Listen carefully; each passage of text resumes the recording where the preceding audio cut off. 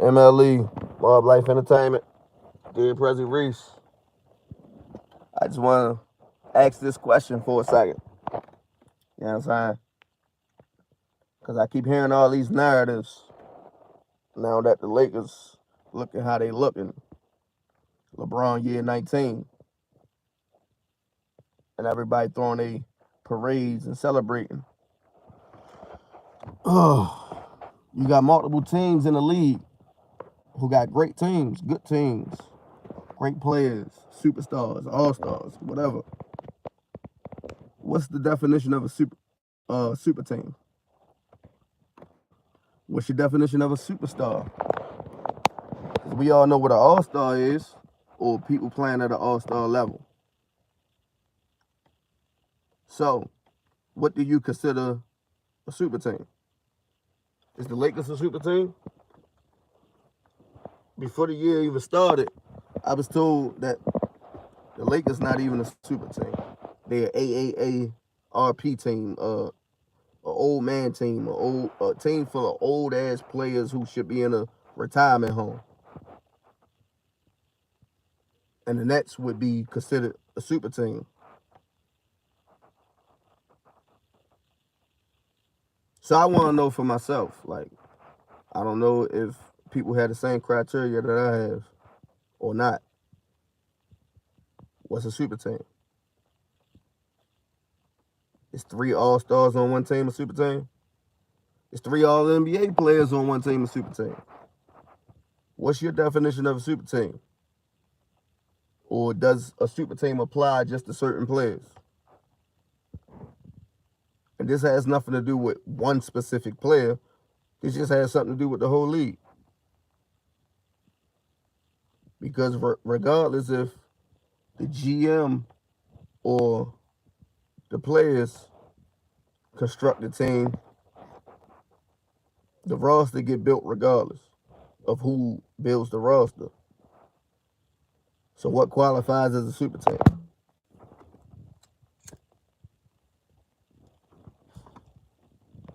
Because during my research in the history of the NBA, I know what a super team consists of.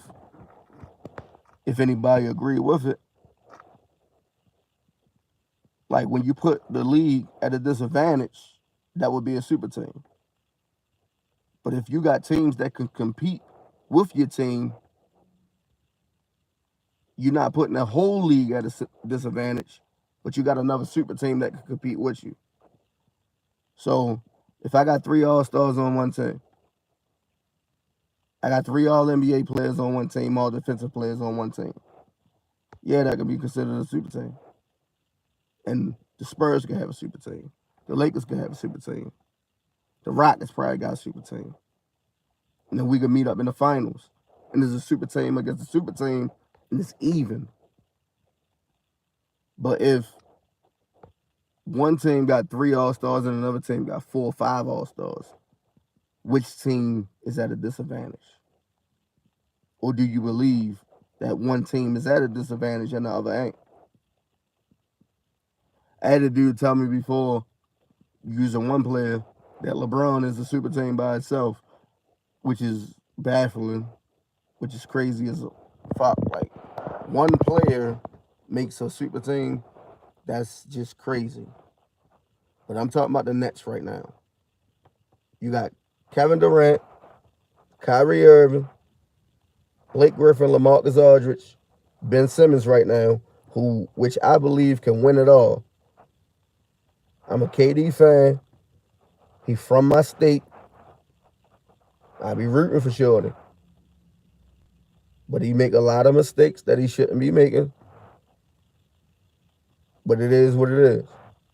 What team can compete with them coming out the West that you believe can stop the Nets if the Nets make it to the finals? What team in the West can beat them? What team in the West has enough talent to equal them? Like I just said, you got KD, Kyrie, Blake Griffin, LaMarcus Aldridge. What team is competing with that as far as talent? Showtime J25, what's up, bro? Like, I'm making this real quick because I just want to know what's people's thoughts on super teams. Because I really ain't hear this narrative until LeBron went to Miami. But super teams been around way before that. But I fuck with KD. He a top player. No matter how much you hate him, or how much you love him, he a top player regardless if you look at his resume. Regardless. But if he don't win, how do we look at KD legacy? Because people believe without Curry, he has 0 rings. And vice versa, without KD, Curry only has 1 ring. And then you look at their resume, Curry got more MVPs, and we could go through the stats or whatnot. They should trade or buy out Aldridge and Blake for more perimeter defenders. They got enough bigs. I agree with that. But you can look at the post that I put up. I always said when KD first went to the Nets that he will not win a ring with the team that they got constructed. Even though that first year, that was the best team that they had, and they started trying to get better and making the wrong moves to get other players to make themselves better, which I believe made themselves worse. And now Harden gone. When Harden first got there, I was like, I don't know how that's going to work, but they're going to be a problem because of you got an MVP in a prime, 2 MVPs in a prime, Harden and KD. You got Kyrie, who is just unbelievable. He got talent that a lot of guards can't match. There's very few guards that can match Kyrie's talent. He's one of my favorite players of all time. I root for Shorty. But how they put themselves together and match him up against other teams. A lot of people say KD is the best player in the league. Okay, so let's go with that. KD the best player in the league. You got Kyrie, Blake Griffin, LaMarcus Aldridge, Harden gone. You got Ben Simmons now. But they added, look at their shooters. Joe Harris, Kyrie, Patty Mills, KD, I forgot the other dude's name. They got shooters. And they got ISO players. They got defensive players. Like Bruce Bowen. I forgot his name. But they got defensive players. They got enough bigs to make it to the finals and to win it all, which I believe they can and will win it all. Even though, like, I'm not rooting for him, but I want KD to win because he's from my state. He's from Maryland. That's why I fuck with KD. But Giannis is my favorite player who I root for right now. He been there for a while. Only because I see a similarity in his career that LeBron had when he first started out. You in a small market, he's dominant, and he really don't have too much help around him. Chris Middleton is the biggest help that he have around him, who had a 50-40-90 season more than 1 year. More than one season, he had a 50-40-90 season. And people take that very lightly, which a lot of stars never had. LeBron never had a 50-40-90 season. Jordan never had a 50-40-90 season. They should have traded Patty Mills because they have unlimited shooters, and plus he like 5'11". But Patty Mills can shoot, and he can get to the rack. He's a good player. So when you add Patty Mills with Seth Curry and Kyrie, that's 3 shooters alone right there who can win a game for you any night. Just getting Seth Curry open shots off the screens and stuff like that, he could drop 25 that game and win you a game. The Nets not a bullshit team. They got defenders and all that. Like, they could get it done. Now, let's say you match them up against the Suns with Chris Paul in them. Let's say Chris Paul is healthy, the Suns is healthy, the Nets is healthy with Ben Simmons. Which one is a super team, though? Is the Suns considered a super team? Because the Suns has Devin Booker, Chris Paul, 2 All-Stars, CP3 actually having an MVP season, even though the media don't want to give him the credit that he deserves. And I've been told people when Devin Booker, one of the top players that I root for, when he first came in the league, I told niggas he was going to be the shit, see the future. You still only have CP3 and Booker. DeAndre Ayton is good. He's a solid player. But he's not an all-star. He's not an all-NBA player to my knowledge.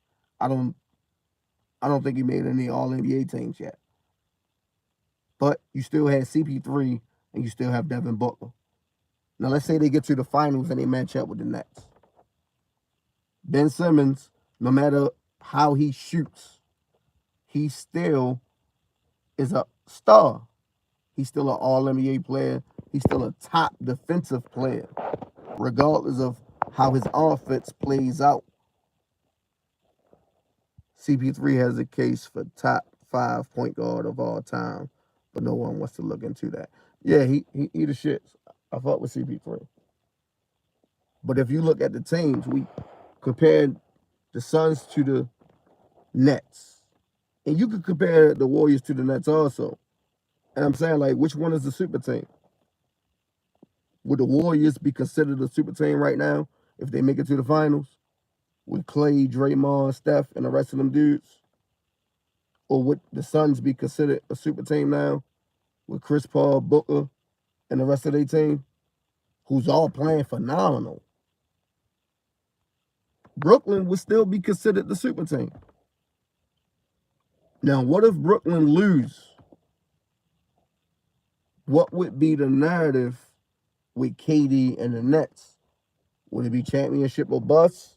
They got a super team and didn't make it, didn't win? Or would it be it was an even playing field and the best team won? Because like I said, how I look at things, I don't know how everybody else look at it. But if you got 3 All-Stars, 3 All-NBA players, or all defensive players on one team, that makes you a super team. Because you put in most of the other teams in the league at a disadvantage. And only a few teams can match that. That's what makes a super team. Not saying that, oh, you got a super team and no other team in the league is super. Of course, there's other teams that can match you. That would make a super team against a super team in the finals. Most of the time, that's what comes about. And it's very few times that you got super teams going against super teams before you get to the finals in the same conference. Made a better team win. But if KD is the best player in the league, he in the Eastern Conference, say he got to go through the Bulls. Let's say he go through the Heat, and I'm naming the best teams in that conference. And now Philly. Because the way Harden and Embiid playing, that's the best duo in the league right now, hands down. They looking just terrific. And I'm surprised. Because we could see that Harden was fed up with the shenanigans that was going on in Brooklyn. And he got with Embiid, and look, they the shits. And hats off to Embiid. He should be the MVP. Because with your starting point guard, your superstar point guard, not coming to work, staying out, and all that shit, and you still got this team the way they at, he should be the MVP. The way he playing and the seed that he got his team, he should be the MVP. Even though DeMar DeRozan he's having a hell of a fucking season with the Bulls. With Zach LaVine and all that. He having a hell of a season. He deserved to be in that top 2 MVP race. And nobody expected DeMar DeRozan to be playing the way he playing now. Because he never played this good his whole career. To my knowledge, he was never in the MVP race. Even when Toronto had the number one seed, DeRozan was never in the MVP race. They just had a great team. But now, he's in the MVP race. He has a great team behind him, but they don't have playoff experience. So, if the Nets, which I believe they'll get through the Bulls, they'll get through them. If they can't get past the Bucks, which the only team I see them probably not getting past, because I believe they'll get past the Heat. And I told everybody the Heat was going to be the shits. They're a good team. But Jimmy Butler, he just ain't it. He their leader. He just, when you look at all the stars who lead teams, Jimmy Butler just ain't the one to get them over the hump to get straight to the finals. Past everybody. He did it that one year. But teams got better now in the East. I don't see him going through the Nets. I don't see him going through the Bucks right now. So, by Phoenix or the Warriors, which I believe one of them going to make it to the finals. I don't believe Lakers getting to the finals, all that dumbass shit. Lakers done. All right. They still have a chance. I ain't going to count them out if AD and LeBron healthy. I wouldn't count them out. They still going to be dangerous. But if I'm going to bet my money, it's going to be Phoenix or the Warriors. And I fought with John Morant. He just don't have the pieces around him to make a deep playoff run. Would surprise the fuck out me if he did get to the finals. But he don't have the pieces around him. He in one of them 2007 LeBron situations that if he make it to the finals, they going to get swept.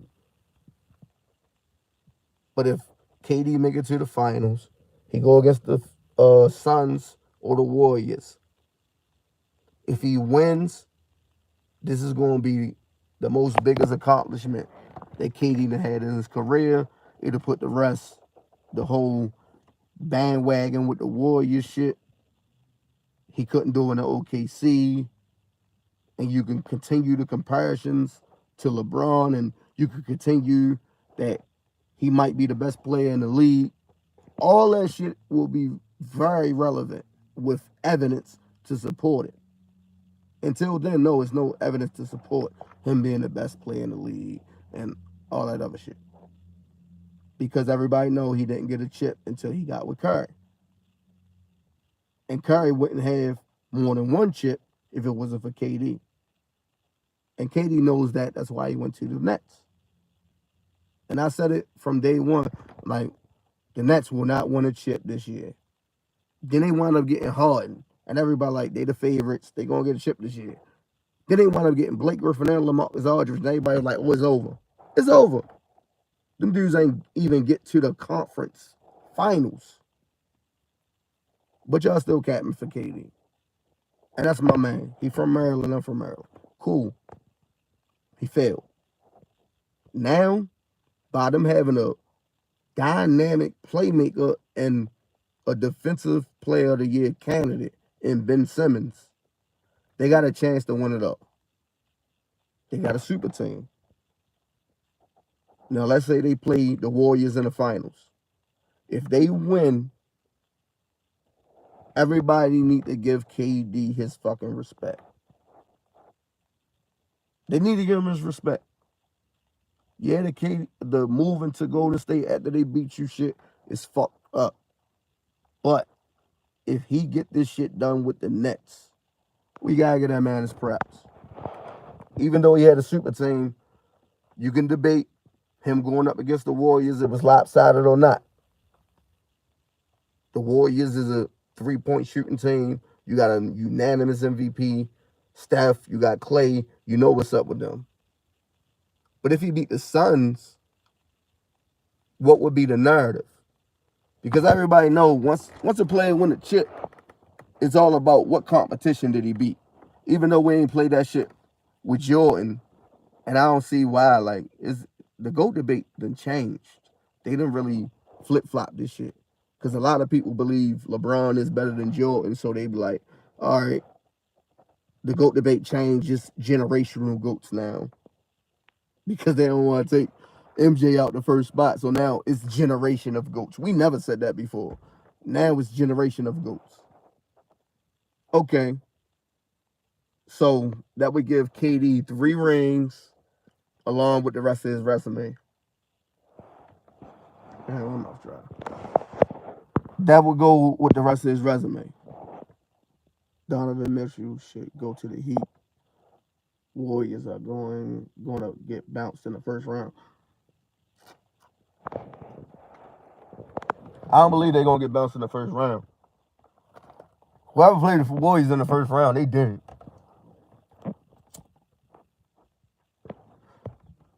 I believe there's only 2 teams in the West that can make it to the finals. That's the Suns or the Warriors. And if they had to collide, I'm picking the Warriors. And not only because of Steph, because of Clay in the clutch times.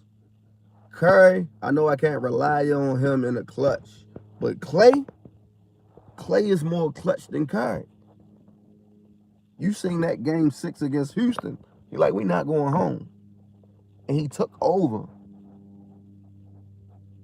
Because Clay a better defender. He could give you the same offense that Curry could give you. But in the clutch, Curry done failed a lot. He done fell off a lot in the clutch. That's why they went and got KD. Once LeBron beat them, came back 3-1, and the shit that he did, they had to go get KD. They wouldn't have won nothing else.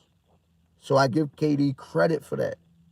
But when you join a team that you had down 3-1, it kind of nullifies what you done. Because you could have just came back the next year and got it done because you was up 3-1. You can't get one game.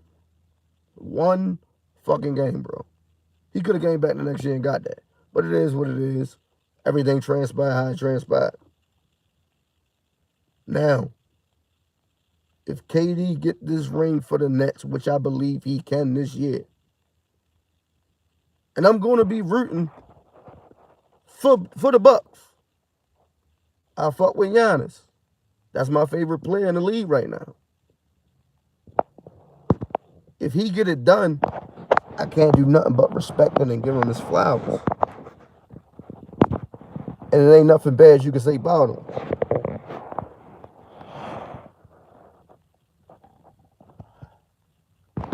Clay doesn't. Hold on. What'd you say, Blue Boat? Clay doesn't get enough credit. People think he is glorified role player. Clay had a chance to break Kobe 81-point game record. Yeah. But this is the thing. The reason why, like, I heard a lot of people say there's no such thing as a super team. But only reason why I don't agree with it, because I believe Nets not getting out the East. I said that the year before, but they got better. The reason why I believe that it's super teams, and it's always been super teams since the beginning of the time, since the beginning of the NBA, is because the talent level. Even with Bill Russell in them. You got Cousy and all them dudes with Bill Russell, like, they had a super team. And when you go against other teams who don't have the same level of talent, the other team is at a disadvantage. Like, people say that to diminish LeBron. I agree with that. They do. But they leave out the part when LeBron get to the finals and some of the teams that he played before he get to the finals, them teams is evenly matched far as talent. Now, some teams got a better coach. They got a Hall of Fame coach or whatever. And that's a whole different story. But the level of talent on the floor, if you got 5 All-NBA players like, I think that was 2005, the Pistons had against Cavaliers when, not 2005, that was 2006, 2007. The same, they got 5 All-NBA players on the floor, and the Cavs got 2 All-Stars on the floor. The Cavs was actually outmatched. But the greatness of one individual superstar was able to overcome that along with some coaching. We got to get a coach.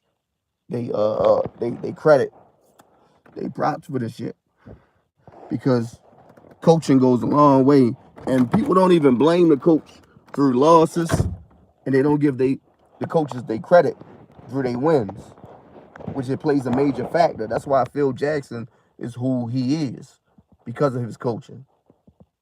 Kobe went and had 5 rings if it wasn't for Phil Jackson. Jordan went and had 6 rings if it wasn't for Phil Jackson. Because you're saying when Phil got there, he got 6. When Phil left, he got nothing after that. So coaching plays a major part too. But if this team got 4 All-Stars, and we seen it with the Cavs, 4 All-Stars against 3, and a better coach. Ty Lue started out as a rookie coach. He got to the finals with the Cavs and all that. It's a level of talent. Even Steve Kerr said it. He said the difference was we had more talent when he beat the Cavs. He said it himself. We got more talent. Now, if you don't have the same level of talent to match that, that's the results. Cavs versus Warriors. You see what happened. Now, if you got the same type of level of talent to match it, then it's a coach versus coach situation. Who can out coach who? Who's going to make the right adjustments? And what superstar is going to step up and do what they're supposed to do? That's the big difference. Like when the Bucks went against the Nets, and everybody want to make excuses for the Nets. Oh, Kyrie was hurt, or Harden wasn't 100%. All right, even if you go with that, you look at the teams, the Bucks versus the Nets, they still was evenly matched. It's Giannis against KD. He's supposed to be the best player, and he still have a team around him besides Harden not being 100% and Kyrie missing a couple games due to injury or whatnot. The Bucks still ain't have a bunch of stars on their team, or a bunch of stars, a bunch of players that was averaging 20 before they came there. And I made a post about Blake Griffin and LaMarcus Aldridge, how many points they was averaging, and how they made the All-Star team before they came to the Nets, and only didn't make the All-Star team certain years due to injury, not due to their play. So when they first got them dudes, I told everybody, bro, that's like 5 All-Stars on one team. And the only reason why they didn't make All-Star teams before that, it was due to injury. Blake Griffin wasn't even attempting dunks when he was playing with the Pistons that year before. And then he get to the Nets and just was dunking all over niggas.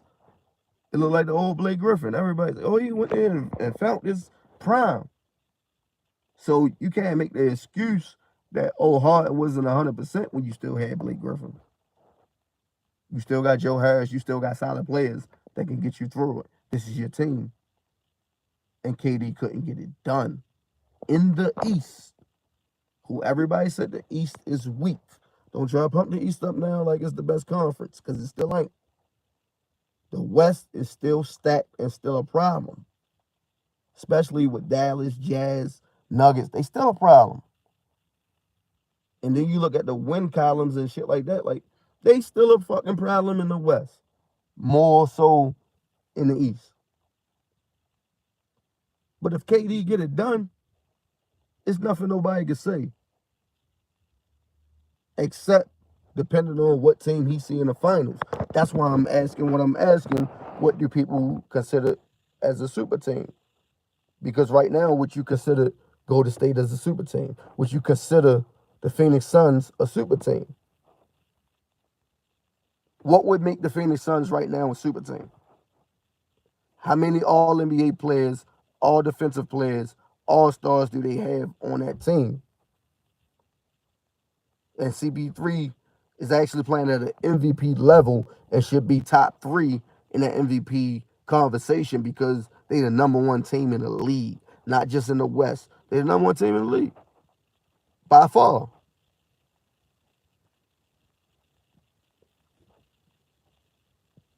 So if you got KD, even though Kyrie can't play every game, and that should be changed now, I'm not sure because they lift the mask mandate and not the vaccine mandate.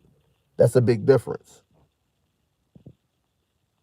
But you still got Ben Simmons, who was an all-star superstar, a great defensive player, regardless if he's shooting threes or not.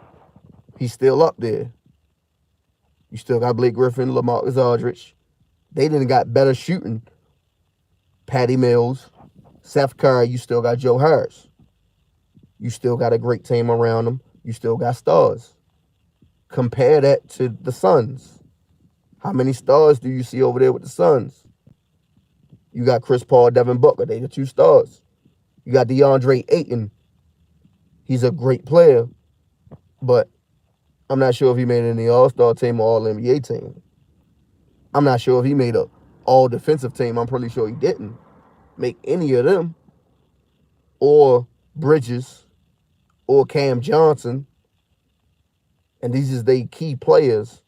They just play together as a team. Shit look good. That's great basketball. Same shit with the Warriors. Only person that made the All-Star team is Steph Curry. We got to judge these players and these teams off the level of play that year and not off their resume. Of course, everybody know what the Warriors' resume is. They know what Clay do if he play a full season. Yeah, he'll be an All-Star.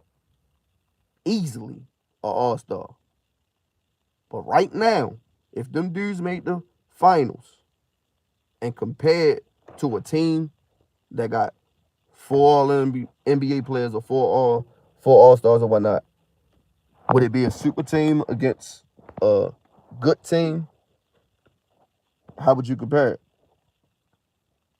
Coming to this year, Ben Simmons is still an All-Star. He just ain't been playing this year. So you can't say, oh, he ain't make the All-Star team or anything like that. He haven't played. So the last time we seen him, he was at an All-Star level. That got to go into consideration. That can't be overlooked. Because you still got a great player in that trade with Harden. You still got a top player. Especially on the defensive end. You still got a top player. And Kyrie, only reason why he ain't making an All-Star team or whatnot, because he ain't been able to play those games. Do anybody believe if Kyrie played, regardless of injury, most of these games throughout this season, he wouldn't be an All-Star? Clippers winning. Hold on, who the fuck just said that? Clippers winning the chip. Kawhi and Paul George are coming back before the playoffs. Bro, come on, Moody's comments. Look at my face. Seriously, you just did that. You really just did that. Kawhi and Paul George. They shouldn't even be in the conversation. Did we not learn our lesson from the hype? Everybody said they posed and won 2020. This is Kawhi Jordan, Paul Pippen, and they was going to win 2020. They're a better team than the Lakers. And they lost in hilarious fashion to the Nuggets comeback kids that was down 3-1. Came back and embarrassed them dudes. Paul way off P, hitting the side of the backboard in the clutch. Kawhi Leonard not scoring a whole second half. He had shot attempts but didn't score the whole second half and lost. Didn't even make it to the conference finals to meet the Lakers. So we get the LA versus LA that we thought we was going to get. Please don't bring them up right now. They injured. I even give them a pass this year. Them dudes is injured, bro. Even if they came back right now, I don't got them getting to the conference finals or the finals. I don't got them beating the Suns. I don't got them beating the Warriors. Fuck. I don't got them beating the Jazz or Dallas. I really ain't even got them beating the Nuggets. But I'm going to give them a pass because them dudes injured. Next season, they're going to be a threat. I give them that. Kawhi, healthy, he's still a problem. Alongside of Paul George and the rest of them dudes, Reggie Jackson playing the way he playing, I still got them a problem. But that's in a whole nother season. That's not this year. We talking about this year, right now, with the rest of these games ready to be over with the playoffs ready to start. Who's going to make it out the East? Who's going to make it out the West? Top teams that I believe can make it out the East can make it out the East. Bucks, Nets, Philly, Bulls, Heat. Out the West, Phoenix, Warriors, Nuggets, Memphis, Dallas. Me just being nice, 5. That's 5 teams out the West who could make it. Even with the Lakers, if they make the playoffs, I don't see them getting to the conference finals. AD will wind up hurt anyway. LeBron is a problem regardless. Is he's 100% healthy? Yes, he's a problem regardless, but he don't have the pieces around him. They don't work together. They don't play together. They don't put forth the effort. All that got to be changed. I don't see him making a deep playoff run. But the teams that I just named, that 5, I see them out of that 5. One of them teams, yeah, they can make it to the conference finals. They can make it to the finals. Out of the East, the ones that I just named, they the only ones that can make it to the finals. Now, if we get a rematch of Bucks versus the Nets, if the Bucks win, I don't even want to hear KD better than Giannis. If the Nets see the Bucks, I don't want to hear KD ranked ahead of Giannis Antetokounmpo. Because it's evident. First year, y'all want to make whatever excuse y'all want to make. All I heard from the media and fans is the Bucks is not a great team. They don't have a second star. And they beat the Nets. They won a chip. So since they don't have a great team or a second star, you could put a lot of that on Giannis, the reason why they won. Even though I give Chris Middleton a big portion of why they won. He's a 50, 40, 90 player. I've been saying that for a long time. Even when Giannis was in an MVP race against LeBron, they was the last 2. And people was like, Giannis don't have no help. And I'm like, Chris Middleton, y'all just diminishing Chris Middleton and what he's done. Give that player his credit. He made the All-Star team. He made the 50, 40, 90 club, which is very small. That's a small club, which a lot of greats did not make and still hasn't made. LeBron not in that club. MJ not in that club. Magic not in that club. Kareem not in that club. They all top 5 players of all time. Bird created that club. There's very few players in that club. Chris Middleton, he's in it. And he had 2 years with 50, 40, 90. So he had help. But when he went up against the Nets, KD had enough help to go against the Bucks. It was even. It wasn't like it was lopsided. Give Giannis his credit. He beat him. Now, if they see each other again and Giannis wins again, please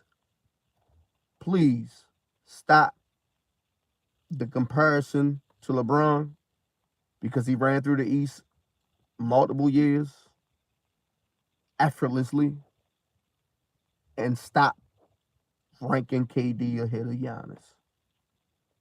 And I'm rooting for KD, even though Giannis is my favorite player. KD from my city, bro. He from my state, bro. If he can't do it, I gotta concede to it. He just ain't it. He just ain't it. He's still a great player. All time, period. He's still a great player. He just ain't it. When we start talking about the very tops, the GOATs, creme de la creme, he just ain't it. But Giannis is. He doing shit that GOATs do. MVP Defensive Player of the Year in one fucking season. He won a chip. He got more than one MVP. He played both ends of the floor without a jump shot, and he still won a chip. We gotta give him his flowers. But like I said, what do y'all consider a super team? Who ain't gonna make the playoffs this year? Levon. Oh, KD, J Reed. You called him J Reed. Hold on, what you mean J Reed ain't gonna make the playoffs this year? KD making the playoffs. That's one thing I'm gonna say. He making the playoffs. I ain't even gonna doubt that. I told you, I put up a post. I believe they can win it. They can win it all this year. They got everything they need to win it all this year. They got rim protection. They got shooting. They got defense, perimeter defense. They got scorers. They got playmakers. They got everything they need right now. It's just all about who they face up against, and it's about matchups. Being as though Giannis don't have a consistent jump shot, he got a jump shot that you gotta respect. You still gotta respect it. He didn't got that good enough for you to respect his shit. So you can't just put up a wall like Toronto did and stop him. That's not gonna happen this year. It didn't happen last year. He went toe to toe with KD and he beat him. And the Bucks is the reigning champs. We got to get a reigning champs they respect. So as much as people love KD, you gotta get the Bucks they respect. The Hawks that fell off bad. I told people the Heat, they was gonna be a top team, they was gonna be a problem, and they should be better than what they is. The way Jimmy Butler played in the bubble and shit like that. And period. Because he all-star, you got Bam Adebayo, Tyler Hero, you still got Lowry, and you still got Victor Oladipo, even though he coming off an injury. Bro, like, you can put him on a second lineup against that second string against the other team. He gonna cook them niggas. He's still that good.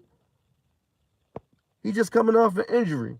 And he on a team where by you coming off an injury, you gonna play behind all these dudes who've been playing this whole year and been doing a job. Because if he get traded and he was on a bullshit ass team like the Kings, he'll be starting.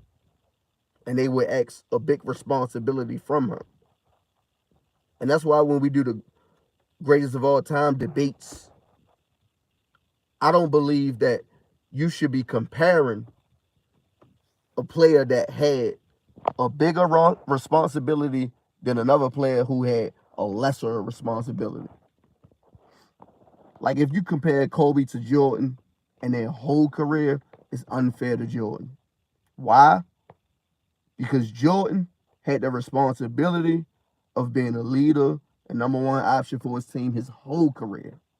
Kobe, for a large part of his career, he's been a second option. He's been a sidekick to Shaq until the Lakers gave him the keys to the Lakers and he became the number one option with that responsibility of leading a team and going through what he went through. That's different. So how can you compare them first years as a sidekick playing the Scottie Pippen role, the Kyrie Irving role, to Jordan who never played that role? How can you compare them years? That's very unfair. Because if you look at it from a real basketball perspective, when Kobe got the keys to the Lakers, how many MVPs did he win? How many finals did he see? One MVP, 3 finals, 2 finals MVPs. He did not dominate his era. What era did he dominate? You can't dominate an era if you only got one MVP and you only seen 3 finals. You did not dominate your era. That's a very unfair comparison. So when you compare Kobe to players like Duncan or Magic, That's a great comparison because they got similar careers. Same shit with Kawhi. He wasn't always the number one guy on his team. So how can you compare Kawhi to Jordan or Kawhi to LeBron? It's unfair. They never had the same responsibilities throughout their whole career.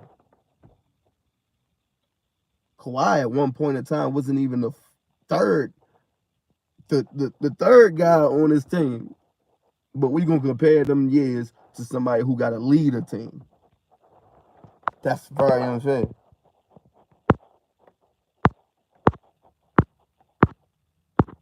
But who y'all think going to win the chip this year? Philip Reinhardt, what's up, bro? Salute. Respect. Appreciate you brothers coming through. But who y'all got winning the chip this year? Who y'all got coming out the East? Who y'all got coming out the West? And tell me which one is a super team. How many super teams do y'all see in the East? And how many super teams do y'all see in the West? Since everybody want to run around with the super team narrative, it can't just be LeBron is the only one who played on a super team. Because I done put out videos about this. I done said this a million times and broke this shit down about super teams and how many super teams been in the league along with other super teams for many, many years.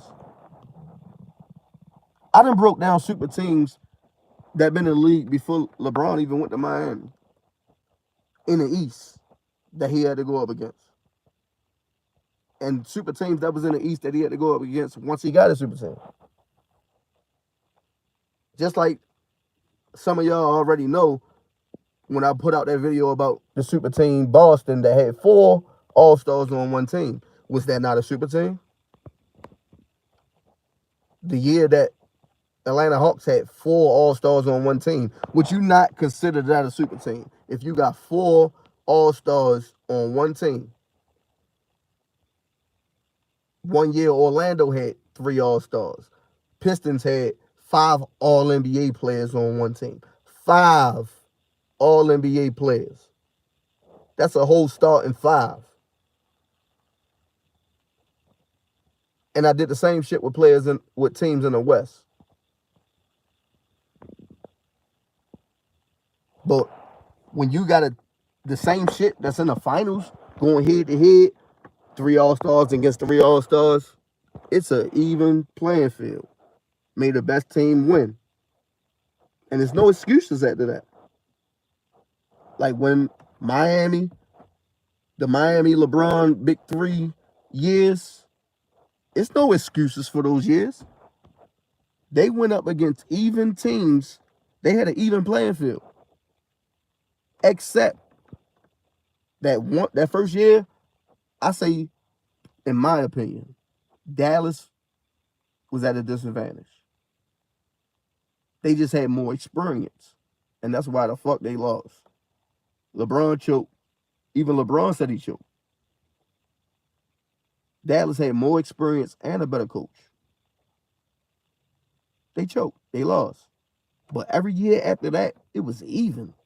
OKC was even. They was the favorites. The Spurs was even. They was the favorites. The Spurs again. They was even. They was the favorites. Miami lost. I don't give that man no excuse for none of the Miami years. He should have won every last one of them, in my opinion. But he didn't. He split the baby, which is cool. That's satisfactory. And that's how it's supposed to be in the league. When them two teams meet in the finals, it should be even. It should not be lopsided. If you got a super team should meet you in them finals. Because it's always more than one super team in the league. It's always going to be like that. It's always going to be more than one super team always in the NBA. It's been like that throughout history. Yeah, the East loaded right now. I like how much these teams got better, especially the Bulls. I play with the Bulls on 2K. They the 2 teams I always pick, the Lakers and I pick the Bulls. The Bulls, the Lakers be cheating. You play them motherfuckers on 2K, they be cheating for them niggas. But It's always more than one super team in the league. Always. Only time the whole league was at a disadvantage is the Golden State Warriors. It was no team that could match their talent. Every team they seen, they outmatched them far as talent. Because if you got 4 All-Stars, 2 MVPs in a prime, a recent Defensive Player of the Year, a recent Finals MVP, you putting the whole league at a disadvantage. And that's why a lot of people hated the Golden State Warriors. But that shit crumbled, and it is what it is. Everything is evened out now to where as though a team is always going to be able to match that level of talent. That's what's going on right now.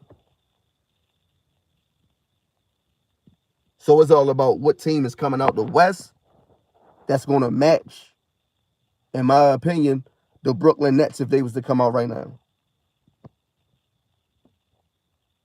And the only reason why certain accolades won't be put on the Nets is because of games played.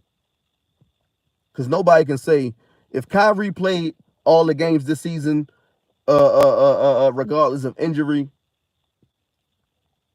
Kyrie will be an All-Star. KD All-Star. If they go up against the Suns, they got 2 All-Stars. Like, that's even, right? But when you throw in Ben Simmons and you can't fault him, well, you can fault him, but you can't discredit him because he didn't play in any games this season. But the season coming into the season, he was an All-Star.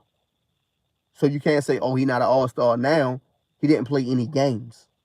So he's still an All-Star. He's still a top player. So that's 3 All-Stars, right? Harden was on the team. He was an All-Star. You pull him out, put in Ben Simmons. They still got a super team. Don't discredit Blake Griffin. Don't discredit LaMarcus Aldridge. They miss games and shit like that too. But they still who they are. Now, you still got these super teams who was put together, and the first time they got together, I said they wasn't going to make it. They didn't even make it to the conference finals. But I believe right now they can make it to they can win it all. Their problem is meeting the Bucks. So what team y'all got coming out the West that could beat them? And do y'all believe that what team is coming out the West is at a disadvantage? If the Nets make it out. KD the best player in the league. What I've been told, he the best player in the league. So, if he the best player in the league, he should get to the finals. If he the best player in the league, he should win a chip this year. If he don't, he shouldn't be ranked so high no more. He shouldn't be compared on an all-time list to anybody in that top 5 all time. And everybody top 5 all times, most of them is like similar to everybody else top 5. Majority of people who got MJ, LeBron, Kareem, Bird, Magic, or whatnot. Whoever you got first, that ain't in order. But KD shouldn't be compared to none of them. KD shouldn't be in the top 10. You got him compared to Kobe or whatnot. He shouldn't even be compared to Kobe, regardless of his resume. He shouldn't even be compared to Kobe. And right now, he do got a similar resume to Kobe. That's crazy. He do. He got 2 Finals MVPs. Kobe got 2 Finals MVPs. He got a regular season MVP. Kobe got regular season MVP. I think KD got more scoring titles, or they tied with the scoring titles. Kobe's still a better defender regardless by a long shot. But when you look at their resume, it's kind of similar, right? But you gonna compare them niggas? So a lot of them comparisons should stop because he left the Golden State Warriors, went to the Nets to prove himself. And if he don't prove himself, what that says, He only went to Golden State to get some bandwagon rings. That's the narrative. And it's factual. Because without them, he has no rings. He blew a 3-1 lead to them. He left because he wasn't getting the respect that he thought he was going to get. And people always going to say he only went there to bandwagon some rings. So he went to the Nets to try to do it himself and get his respect. And if he don't win, he don't get the respect. He failed. You got some bandwagon rings, you cheated, you did some fuck shit, and that's your legacy. He got to prove himself. That's the same way we'll do LeBron and any other player. Right or wrong. Because I don't want anybody to make it seem like, oh, you just hating this, that, and third. Because like I just said, KD is from where I'm from. Bro, I want him to win. Yeah, I know he's not doing it by himself. That's the reason why KD got more scoring titles than Kobe. Look. Now look at their resume. It's similar. What, he got like one more scoring title than Kobe? Their resume is similar until you get to the records and rings. I'm talking about as a leader, though. As a leader, I'm not talking about the rings Kobe got with Shaq, because Kobe was a sidekick. He was a Kyrie Irving for that team. He was a Scottie Pippen for that team with Shaq. Y'all, like, look, don't nobody want to really give Scottie Pippen his credit. He's 6-0 too. But nobody really gives him that type of credit. I'm talking about as a leader, when you compare, when we do the GOAT debate, when you compare these players, their responsibilities, who was the Batman, who was the number one option, who was the leader, who led their team to these chips. Kobe didn't get the keys to the Lakers until Shaq left. So if you compare those years to the Michael Jordan years, to the LeBron James years, it's very lopsided. But if you put him up against KD, it's a similar career. If you compare Kobe's career to Kawhi's career, it's a similar career. Kawhi started out as not even a sidekick. He was like the third, fourth player on that team, but he wasn't the number one guy. And then he became the number one guy, just like Kobe, just like Magic, just like Duncan. It's a similar career. That's the reason why I don't have Kobe ranked top 5 and shit like that. Because when you comparing players who's up in them top 5 and shit like that, they always had the responsibility, majority of their career, as the number one guy. And I compare them to players like that. Yeah, he could have jumped ship in 2004. He tried to. He threatened.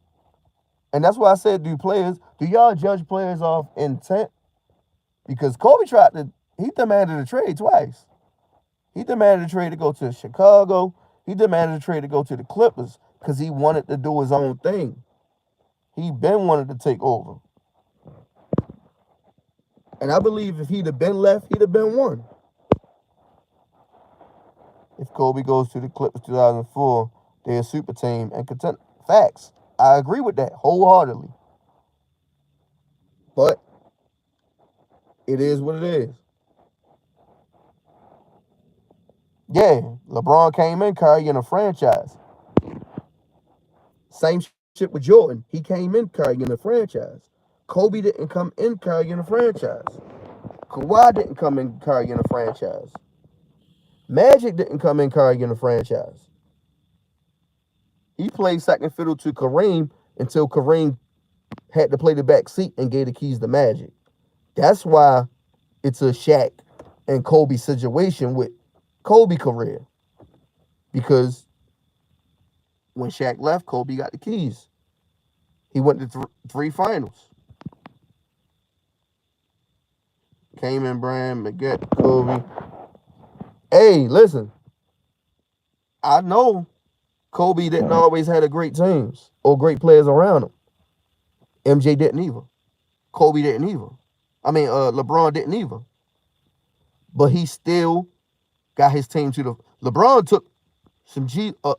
You could call that a fucking G League team he took to the finals 2007. Y'all don't even remember who the second best player was on that 2017, which was Gibson, which nobody even fucking remembers. Sports Critic, what's up, my bro? Like, it's a big difference when you compare people's careers, and that's why I be saying, like, it's very unfair when people do that, because y'all cherry pick certain shit when, if you gonna cherry pick, you supposed to cherry pick years. All right, when Kobe got the keys to the Lakers, cherry pick from that day forth compared to LeBron career, compared to MJ career. 06, 07 Cavs was garbage. Yes, indeed. He got them to the finals. They got swept. And I remember a couple people was in my comments asking me, yo, why you hating on Kobe? How am I hating on Kobe, bro? Just because I'm telling facts. I'm telling the truth. Like, I'm not going to cap just because I'm a fan.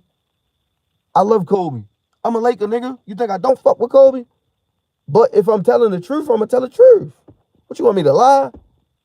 I have no credibility if I lie. Because you could Google and see that I'm lying. I'm capping. Why would I do that?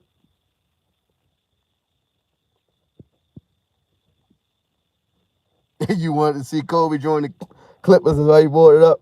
Bro, if Kobe would have went to the Clippers back then, the Clippers would be they have a ring. They a ringless organization. They'd have had a ring. Kobe is that great. Now you got me about to watch some old Yo, Kobe been that great. That's why him and Shaq had the turmoil that they had. Kobe believed in himself. Jerry West believed in him. The Lakers believed in him. He had it. He just had Shaq in his way. That's why he got rid of him. And Shaq knew that Kobe had it in him. That's why Shaq stopped. He stopped working out the way he supposed to be working out and training the way he was training, because he knew that whatever slack that he was putting out there, Kobe was gonna pick up the slack. He said it himself when both of them dudes was sat down and had that talk. People talk negative about LeBron every day. Yeah, they do. And that's why I be defending them. But I don't talk negative about Kobe. I just talk the truth. The media took part in the break of a Kobe. Yeah, the media always take part in everything. People don't know how strong, how big of an influence the media have on a lot of situations, on a lot of decisions. Like, I don't try to convince anybody that you should like LeBron or you should have LeBron as your top 5, top 3, number 1, nothing. Your opinion is your opinion. I respect your opinion. But if we going to bring up facts and if we going to be fair about stuff, then you got to be fair about it all around the board. You can't compare one player's whole career that was a sidekick at one point to a player that was never a sidekick throughout his career. If you're going to be fair. If you're going to be fair, you can't do that. Just like the Skip Bayless started the KD and Russ beef. Yeah, he did. And you see Stephen A. on ESPN, they got a new Skip Bayless. Doug Russo. They got a new Skip Bayless. They that desperate for ratings. They got a new Skip Bayless. And he acts just like Skip Bayless. Just like him. But I ain't gonna cat for this shit. Like, I'm gonna keep it a buck. I'm a Laker fan. Back when we had Eddie Jones, bro. And we wasn't winning as much. Like, we had Eddie Jones, my nigga. A lot of people don't even know who the fuck Eddie Jones is. Kobe took his spot. That's how good Kobe was as a youngin'. He took Eddie Jones' spot. Eddie Jones still wanted more money. He was still an all-star. He wanted money that we wasn't willing to pay him. But Kobe giving us the same production. So why pay Eddie Jones when we got Kobe? Trade Eddie Jones for Glenn Rice, we win a chip. Glenn Rice was a star.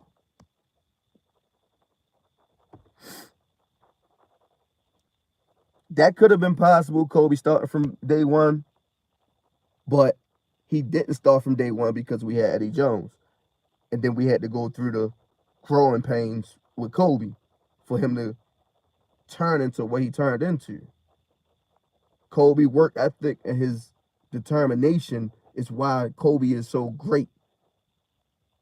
Even though sometimes Kobe is ranked higher than what he should be, it's because of his determination. It's because of his work ethic. That's why he's ranked higher than he actually is. Because when you rank him against players, like I said, a player that had a number one responsibility of leading a team and shit like that from day one, how can you compare him to Wilt Chamberlain? How can you rank him over to Wilt Chamberlain? How can you rank him over Shaq? How can you rank him over LeBron or Michael Jordan? Their responsibilities was never the same. Well, not throughout their whole career, they wasn't the same. At one point in time, they became the same. And that's why the comparison is unfair. If Lakers would have made that trade Eddie Jones for T-Mac, oh my God. We had more than 17 rings if they got T-Mac. They had more than 17 rings.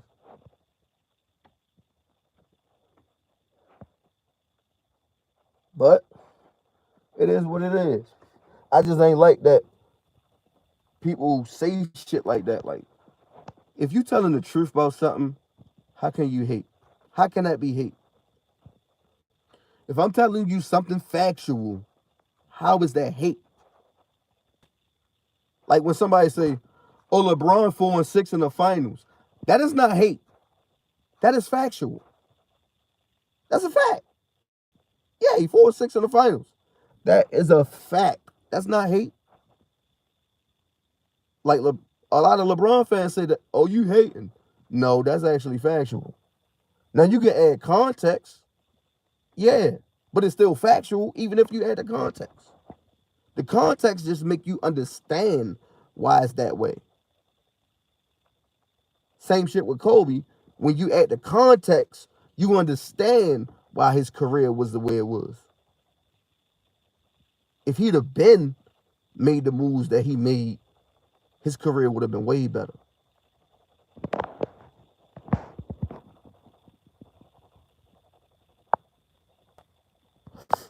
You don't care, you don't really care too much for Jordan.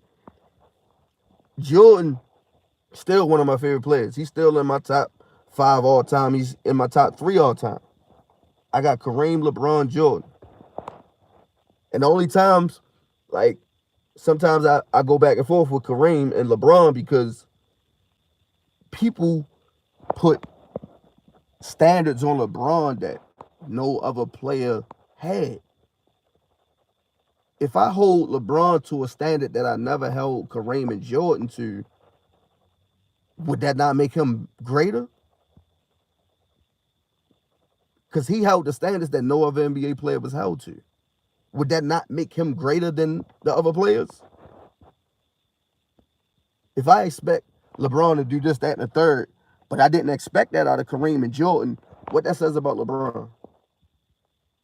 And when a lot of people be hating on LeBron and saying the shit they be saying, that's what I bring up. I'm like, well, if you holding him to a higher standard, what does that make him? Do that make him above these players? It would. If common sense will tell you that puts him above them when you hold him to a higher standard than what you do these other players. And you shouldn't do that because you're contradicting yourself now. Your argument, it kills your argument when you're trying to put somebody else above them. Hold all these players to the same standards. and then judge them about their whole career.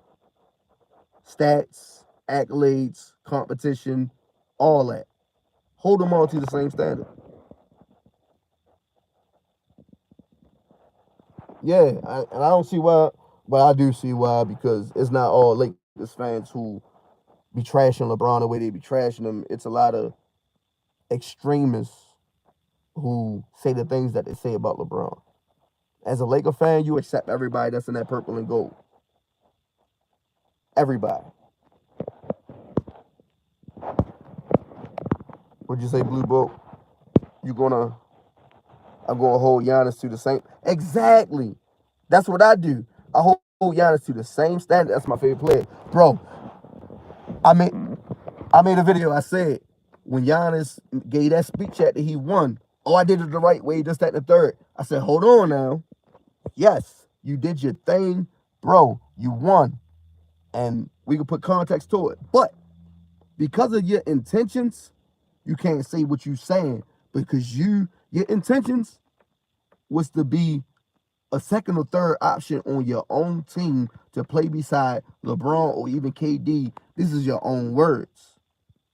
Just because everything fell in your favor, if it panned itself out, doesn't negate your intentions. Your intention was to get these other players on your team and take the back seat. Everything fell in place for you not to do it, but that was still your intentions. So don't gloat about it just because it didn't come out that way. That's fate. I'm disappointed in Anthony Davis. Anthony Davis supposed to be better than Giannis and Embiid. Yeah, to a certain degree, I agree with that. But I always said Giannis was going to wind up being better. I said that because Giannis always was more healthy, and he had a bigger responsibility once AD went to the Lakers.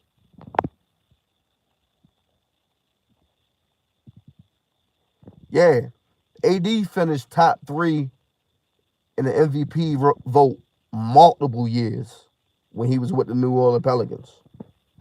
Once he went to the Lakers, all that changed. And I knew that once he get this ring, he gonna slack off.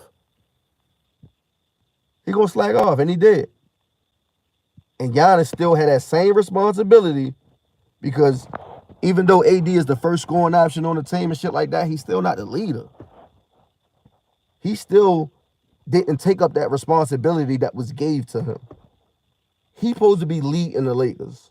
He supposed to be that voice in the locker room and leading his team. He never picked it up. All he picked up was the ball, the offense goes through him. He supposed to be the defensive anchor. The defense starts with him. He never picked it up. He never picked it up. He let LeBron win Finals MVP over him. He never picked it up. Give him his credit. He won his ring. He did his thing. But he never picked up what was gave to him. They gave him the keys. He lost the motherfuckers. He left them bitches in the car or something. He didn't take it up. I don't think he was ready for it.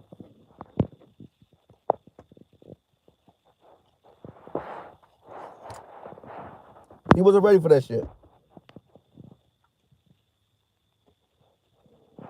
And that's why you see Giannis and Embiid playing way better than him. Regardless of injury, they still playing better than him. Embiid still playing better than him. Embiid called them niggas out a couple years ago, testing them niggas, saying he the best big man in the league. Now, I still don't believe he better than Giannis. Right now, he playing better than Giannis to me, because when your star point guard is out playing the games that he playing, and Giannis still got the same team that he won with, and your team looking better than them, yeah, you playing better than Giannis. Yeah, AD's supposed to be dominating, but he didn't He didn't accept his responsibilities. They was banking on a 37-year-old to lead them. A 37-year-old, bro. Yeah, that nigga on GTA roleplay right now, probably. That nigga gonna get hurt on GTA roleplay and get hurt in real life. Somebody gonna tackle his ass on GTA roleplay and he gonna sprain his ankle in real life. That's fucked up. That's AD though.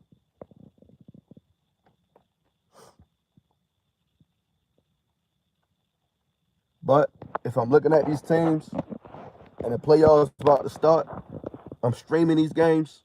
I'm commentating live, and some of them I'm gonna take the copyright fringe and play that bitch live. I'm streaming them bitches. Street clothes. Right. LeBron passed his prime. But all these LeBron haters want to talk about, oh, he can't do this, he can't do that. Bro, he's 37. This is the day. This is the time that all these LeBron haters and shit was waiting for. Y'all waited 19 years for this dude to fall off. And he didn't fall off much. It ain't like he fell off a cliff and he just sucked. This nigga still putting up MVP numbers. But he lost a step. Yeah, he did his part in the NBA. He took over. He dominated his era. And this is the end of an era right now. He got about 2-3 years left. Even by his own words, he got 2-3 years left. But this is the end of an era. And a lot of haters, they couldn't wait for this. And that's why I say they celebration is minute. Because you couldn't get this celebration while he was in his prime and doing all the shit he was doing when you was able to count on him to lead a team. When you was able to count on him to carry. Especially Ticket. Yeah, we know the usual suspects. Nobody expected him to average 25 and 5 as a rookie out of high school. Amazing. Right. Especially Ticket TV. Nobody expected that to happen. The usual suspects. Consino for life. Ticket VHS. RB the hate through. Bill Simmons, Skip, and the rest of them coons. Nope. Too fraud for TV farts. Nobody expected that. It's year 19 though, bro. Y'all niggas bragging that a 37-year-old can't lead a team. He can't carry a team. Fuck lead. He can't carry a team. Mark Jackson just put out a tweet that says LeBron sit down for 3 minutes and the Mavs went on an 11-0 run. Took the lead. That says a lot.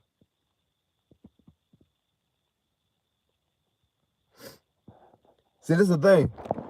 LeBron do got a killer mentality. LeBron just a team player. He believes in his players. Gilbert Arenas said it best. If you can, one of LeBron's teammates, you can miss 5 shots in a row. He still will believe in you and pass you that ball in a crucial moment. He still will pass you that ball. Gilbert broke it down. He said, I forgot the nigga name. He ain't make a shot the whole game. Fucking up. It's in the playoffs. At the end of the game, they put that man in the game. And LeBron told Gilbert Arenas while he was shooting the free throws that if you miss, whatchamacallit gonna hit this shot and we gonna win the game. And exactly what he said happened. He passed that man the ball. Nobody expected him to give it to him because he was off the whole game and he hit the game winner. That's how much confidence LeBron put in his players, that he have in his players, and he willing to sacrifice how people look at him and how the media are going to crush him. LeBron got the talent to go out there and just go hawk and drop 40 on these niggas. He got the talent to do it. But that don't win you games. Nobody gives a fuck. Like, this nigga dropped 50 on the Warriors in the finals, and nobody gave a fuck about that. Everybody said, yeah, he dropped 50, but they lost. Who gives a fuck? So with LeBron knowing that, why would he go out there and just chuck up a bunch of shots and go for his? Because people, oh, he's stat padding, stat padding.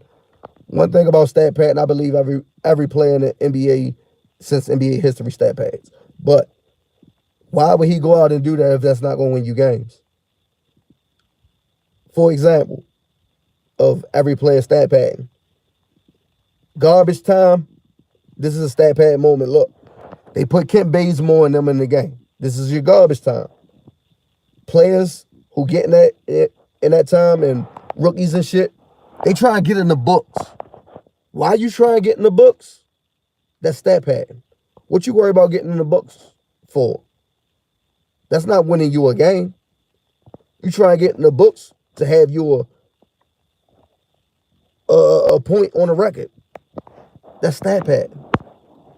I got video that shows Kobe getting in the game during garbage time to get a 50 plus point game in a losing effort.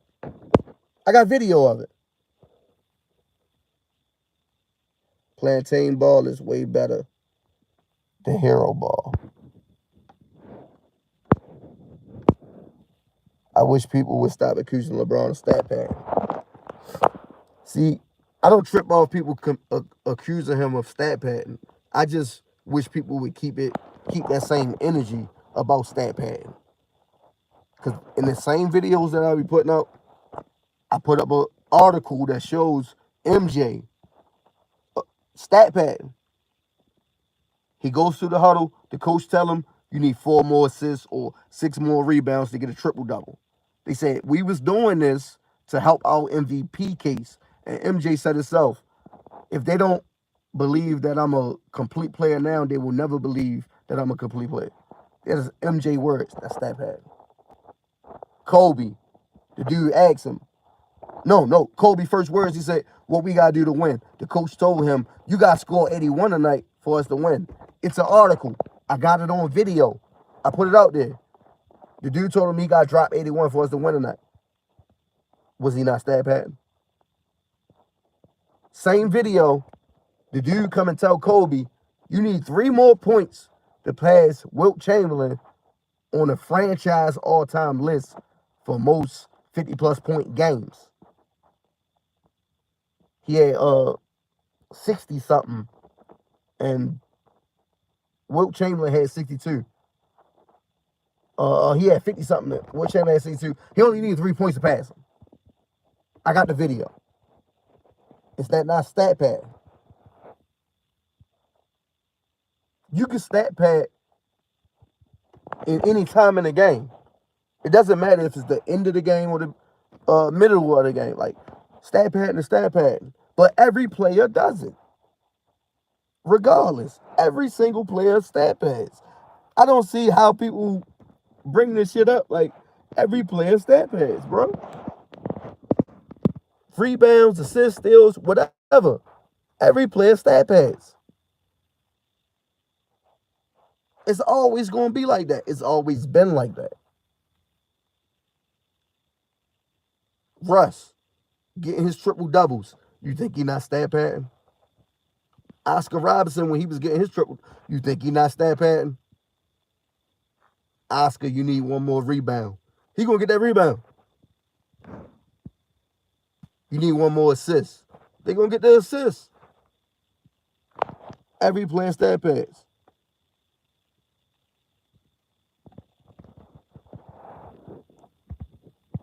Right. They stat pad to get scoring titles and all that. That's the game. That's NBA basketball. That's how they win scoring titles and block titles, rebound titles. Like, that's how they do it. They stat pad. Even Shaq said he used to purposely miss. He could be down there by himself, and he'll miss the layup just to tap it up, miss again, tap it up, just racking up some quick rebounds and tap the ball in. That's stat pad. Shaq even said he was doing it. Every player does it, bro. Stat padding is part of the game. it doesn't matter when you doing it. Every player does it. But it's only a problem when LeBron do it. And that's why a lot of times I be defending LeBron on a lot of shit, because y'all trash this man for shit that every other player does or done. That's NBA basketball, though. That's systematic basketball. Everybody do it. But it's a problem when LeBron do it. Like, I see comments like, Kobe would have never did this, and Kobe would have never did that. Jordan would have never did this. And then I got a video that showed them doing it. Even when it's clutch, people talking about, oh, he ain't make that clutch shot, he not clutch. I got a video that I put out about Bird, which I was like, all right, all you players be saying, because this player beat that player, he better. Bird beat Jordan every time he seen him. I got a video that shows Michael Jordan missing it was either 3 or 4 clutch shots and lost to Bird in one game. He missed 4 clutch shots and lost to Bird. Does that mean he's not clutch? Facts. Hypocrisy is real. I got a video. Is Bird Michael Jordan is the Bird GOAT. And there's a picture of Larry Bird on my thumbnail. And it's about Larry Bird versus Jordan. And how Larry Bird saved the Boston Celtics. In that video, it shows Bird destroying Jordan every time he played him. And Jordan choking. Just one game. It's multiple games he choked against Bird, but just one game. And matter of fact, it was the 63-point game. The one everybody loved.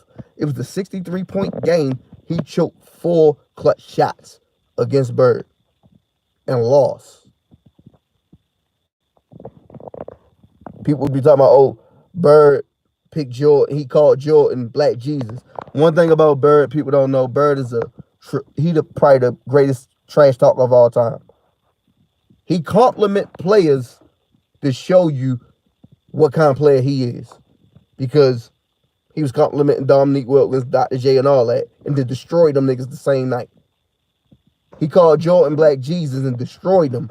So if Jordan is Black Jesus, what does that make Bird if he destroyed them? That's the mind games Bird played with people. Even Jordan say he picked that up from Bird. The mind games that Bird played with his competition. Jordan took and I remember Skip Bayless saying Jordan would never make friends with his competition and shit like that, trying to be friends. Jordan took Barkley out to play golf and bought him like a $30,000 watch or some dumb shit like that to soften his competition with his friendship when they played in the finals. And Jordan beat him. He got that shit from Bird.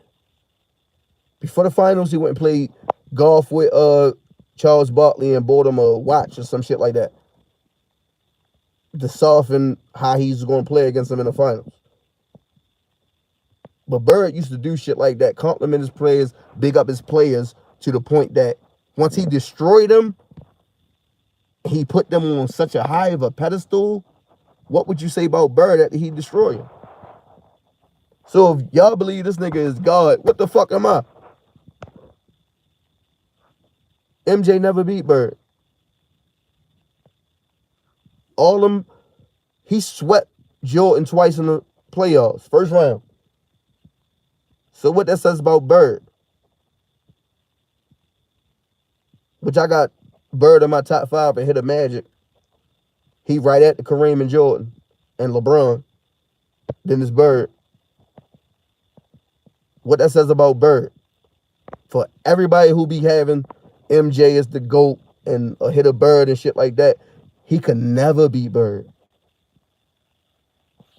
I understand the excuses that people make. Oh, he had a better team. He had a super team. This, that, the third. Jordan had a good team too. Let's just stop that right there. Bird versus Jordan. Bird always won. There's no excuse about that. Because if you're going to make an excuse about Jordan losing to the Boston Celtics, LeBron went up against KD and the Warriors. Greatest team assembled. For his talent of all time. You never seen another team with 2 MVPs in a prime, 4 All-Stars in a prime, a recent Defensive Player of the Year in a prime, along with another Finals MVP in a prime. Well, one thing I'm gonna say, Iggy wasn't in his prime for that Finals MVP, but he was a recent Finals MVP. All on one team. You never think that. Jordan never played against that. And give Jordan this excuse. He has no control over who he plays against. I always tell people this. Jordan, he played against who he played against, but he had no control over who he played against. But if we're going to compare competition, what team can you compare that Jordan played against that you would compare to the Spurs or the Warriors? You can't find one, because Jordan played against 0 championship teams, except you could say he played against the Lakers, but they didn't have Kareem. So it's not the Showtime Lakers. So what team can you find that Jordan beat in the finals that you will compare to the Spurs or the Warriors that say that they was a great team on the same level as them? He played against a dynasty. 0. But that's not Jordan's fault. But if we're going to be real about it, Jordan never seen that. He never had to go against that. Nigga, you better win. You got Jeff Hornacek, John Stockton. Both of them niggas smaller than 6'5". Jordan 6'6". Who the fuck guarding Jordan? Jeff Hornacek ain't guarding him. John Stockton damn sure ain't guarding him. You better cook them. Of course. Byron Scott came off the bench, if anybody want to throw that out there. Byron Scott was off the bench guarding Jordan. So, what team can you really put out there on a level of competition that LeBron's seen? And like I said, in Jordan defense, he has no control over who he played against. But the facts is the facts. I ain't gonna never say no shit that you can't go Google yourself and see that's factual. I'm never gonna just spew some shit or how I feel about something in my emotions. I'm not gonna do that. But people bring up Jordan competition in the East. And then back then it wasn't positionless basketball. Players is more skilled nowadays and more talented. Because you got power forwards and centers that they work on 3-point shooting and dribbling and passing. They didn't work on that back then. It was a big man game and it was a post game. Now it's a 3-point game and you got to have footwork. You got to be able to bring the ball up the court. All that shit now. People bring up the Pistons. Oh, John Sally even brought this up. John Sally even said when they changed the rules, the hand checking rule and shit, they did that to stop Dennis Rodman. Because Dennis Rodman was a power forward, one of the greatest defenders at that time, making multiple first team all defense. They said they did that to slow Dennis Rodman down. And then Jordan won when they implemented them rules. So, if they implementing rules to help Jordan, but implementing rules to stop Wilt and Kareem, what's that telling you? How many rules did they change to help LeBron? They ain't made no rules to stop him either, but how many rules did they make to help him? 0. They made rules to help Jordan, though.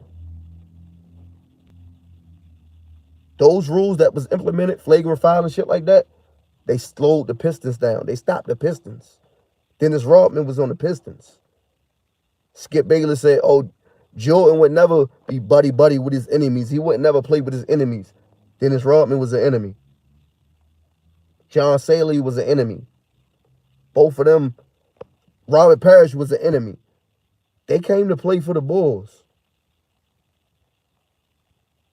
They implemented them rules. He convinced Rodman to come play with him. They won 72 games.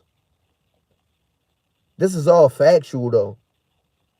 This ain't just me creating a theory or a narrative. All this is factual. You can go Google this shit. All that is factual. Jordan is great, and I don't want anybody to try to make it like Jordan not great. But the facts is the facts.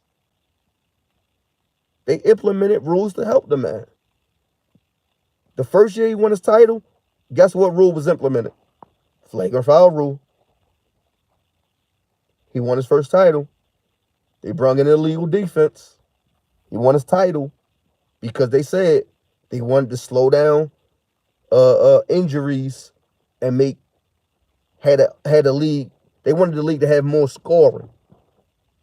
You can't have more scoring if a dude is able to clog the paint and babysit the rim.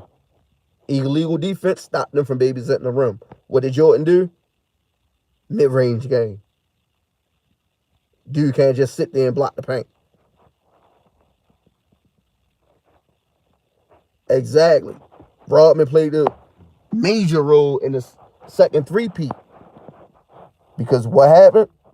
That first three-peat, them rules was implemented. Stop the Pistons. Bring Rodman over here with us. Another three-peat. It's all facts, though.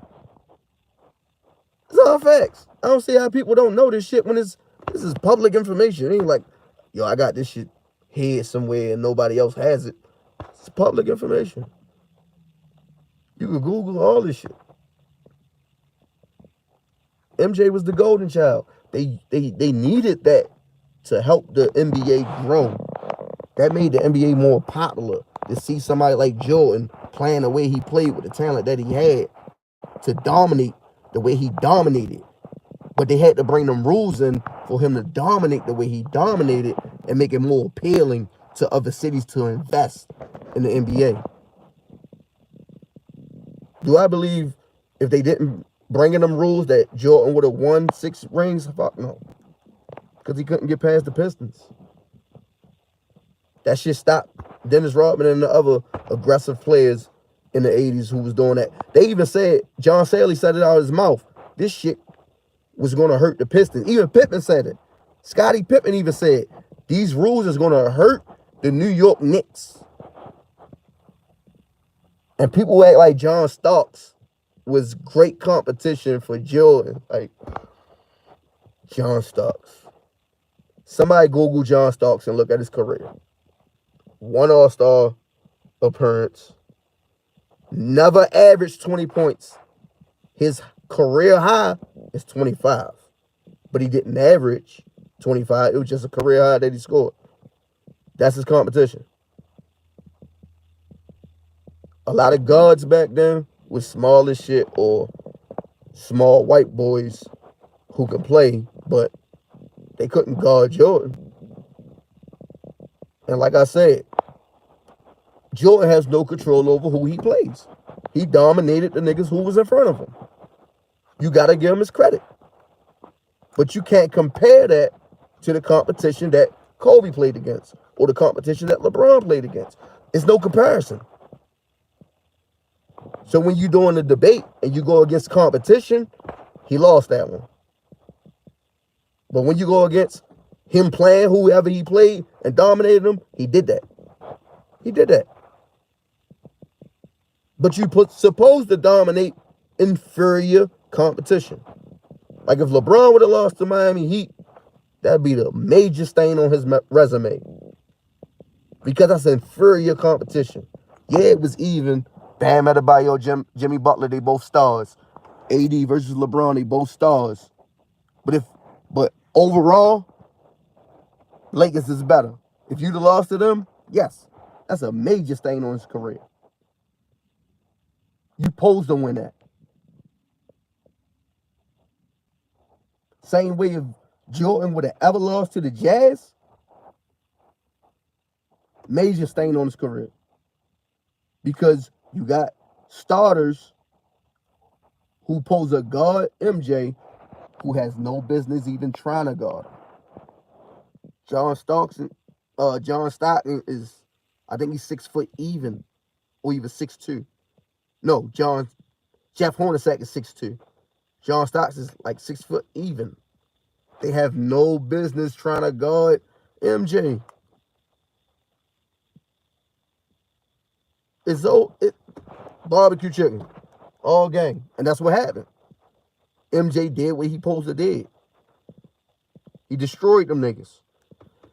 Yeah, y'all got Karl Malone, but Karl Malone ain't got to guard MJ. Karl Malone got to guard Pippen or Rodman. Pippen ain't got to score so much.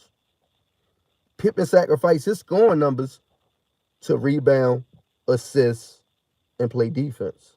He scored, but he didn't have to score as much as Jordan. Rodman, he didn't have to score at all. Just rebound and play defense. Lock Karl Malone up. Him and Pippen taking turns. So Karl Malone still gonna get his numbers, but everybody else ain't gonna do shit for real. Stockton, he gonna get a nice amount, but he ain't gonna go out here and drop 40 on us. We not a threat. We not worried about him going out there trying to drop 30. He not getting that. He not getting that every night. He not gonna average that. He gonna average some assists because he a great passer. But we gonna destroy these niggas. We ain't worried about Karl Malone. And that's what happened. Destroyed them niggas both times. He didn't have to see a team like the Golden State Warriors when these niggas pass half court. This nigga gonna pull up, shoot a three, and the chances of him making that is above 70%. Jordan had to deal with no shit like that. It's not his fault. It's damn sure it ain't his fault he had to deal with that. But he didn't have to deal with it. And when people try to make it like, oh, back in the day they wasn't shooting threes and shit like that, don't blame that on this era. Because before Steph Curry and the Warriors took advantage of that, when the three-point line was implemented, any team in any year, in any era, could have took advantage of it. Just so happened, Steph and them came along and took advantage of it. But the three-point line, it been established, and it was even closer back then. So it'd have been even more profitable, even more better if somebody would have took advantage of that.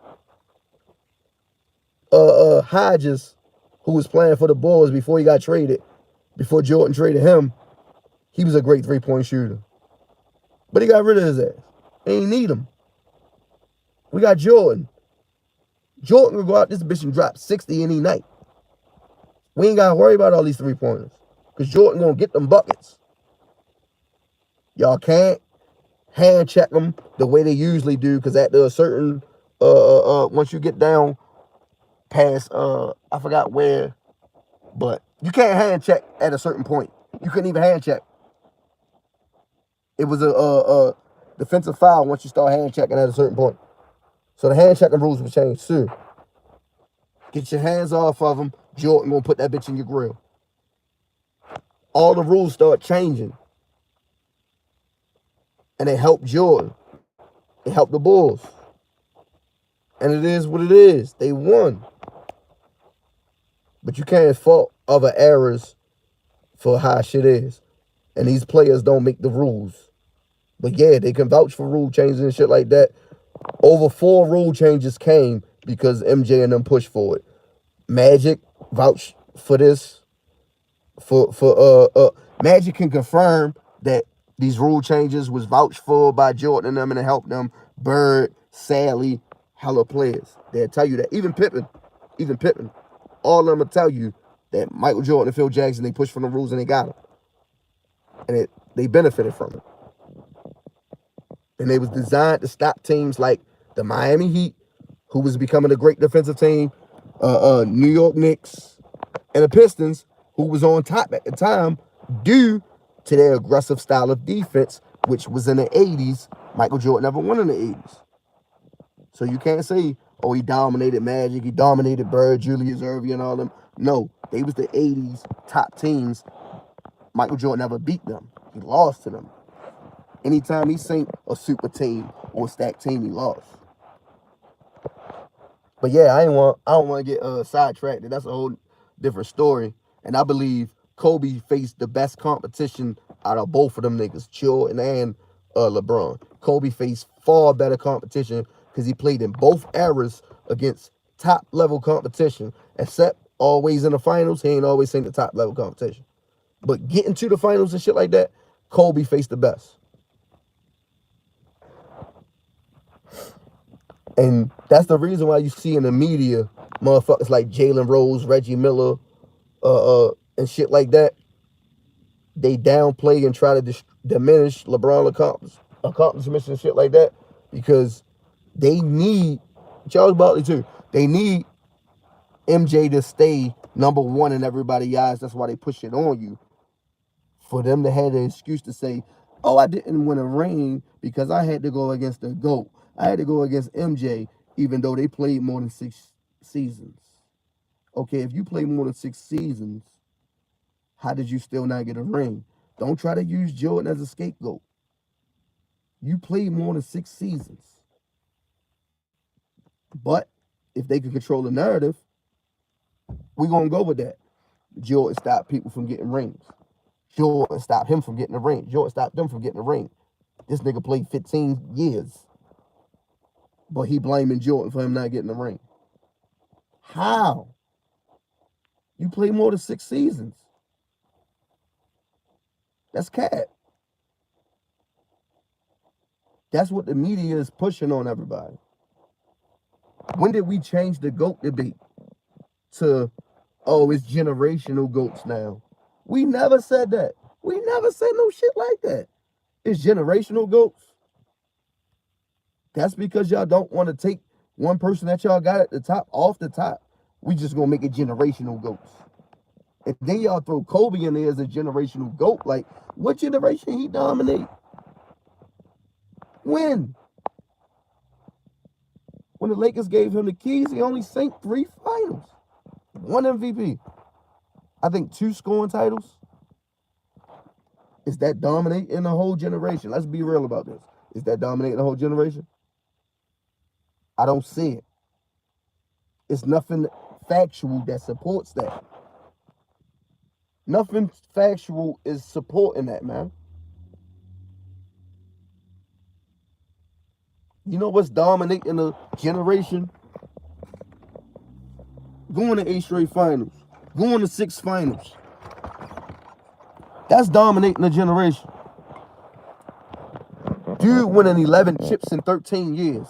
That's dominating the generation. Nigga won 8 straight. Bill Russell won 8 straight. For everybody who be saying 6-0, Bill Russell won 8 straight. Straight. No layoff. No retire, come back. Nothing. 8 straight. I'm not going to diminish his era and say, oh, he played against a bunch of mechanics and cable guys. The NBA is the NBA. Who was in it is who was in it. Bill Russell wasn't the only black player in it. It was other black players in there. It was other athletic players. It was other good teams. 8 straight, bro.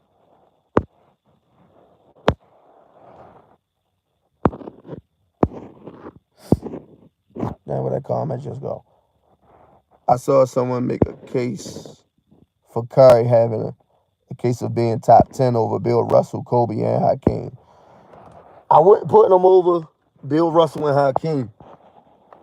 But I said this before, I have trouble with him and Kobe. And the reason why I have trouble with him and Kobe is because Curry was never a sidekick, but Curry don't have no finals MVPs. Kobe became the man. And he won 2 finals MVPs and an MVP. Went to 3 straight finals. So, Curry having, what he got, 2 MVPs or 3? But he got a unanimous MVP, which nobody else has done. Along with all the other accolades and records that they have. That's the trouble I have when I compare Kobe to Curry. Because Kobe also got records and he on an all-time scoring list and shit like that. That's the trouble I have with ranking them two. when I go to the all-time scoring list. I mean, all-time greatest of all time list. Because even when I compare Hakeem and Kobe, it's an unfair comparison because when was Hakeem a sidekick? I can't compare Kobe's whole career to Hakeem's. When Hakeem, MVP, Defensive Player of the Year in the same year, won 2 chips. He got a block title, rebound title, shit like that. Like, when you compare that to Kobe, when he got the keys to the Lakers, those years versus Hakeem's career, it's hard for me to put Kobe above Hakeem. Even with Kobe records and shit.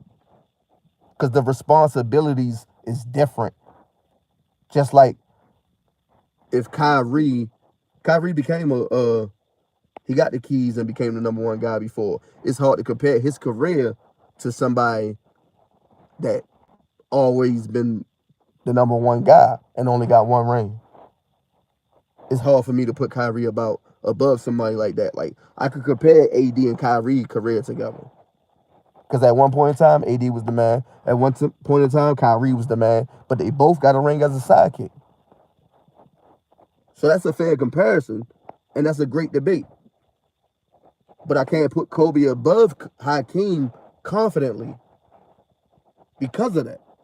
So when I compare Curry to Kobe, and I take Kobe leader years when he got the keys to the Lakers, and I look at Curry's career, I'm like, bro got more MVPs, and in the amount of time that he was a leader, he got more rings, but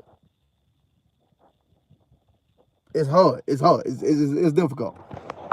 It's difficult. But I got Kobe number 10 on my all-time list. I go back and forth with him and Curry. And because of everything that I just said, is the reason why I go back and forth with that. Because I'm being fair. I'm being 100. I'm not hating.